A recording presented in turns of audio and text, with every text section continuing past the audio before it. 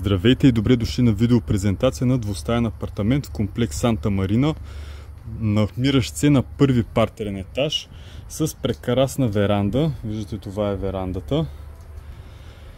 Апартаментът е от големия тип 71 квадратни метра. Виждате, влиза се в просторен хол с отделно място за дивани, отделно телевизор. И в следващото помещение тук е трапезарията с кухнята. Апартаментът се продава в вида, в който го виждате. Виждате, готова оборудвана кухня има. С хладилник, микровълнова фурна.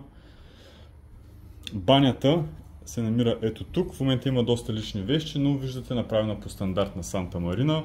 С душ кабина и прозорче. А това е спалнята, която виждате е пригодена да посреща гости. Както родителите, така и тяхните деца. Виждате, има двойно легло на 2 етажа, за много деца да се събират. Виждате, голяма спалня също така. Гардероб, комод.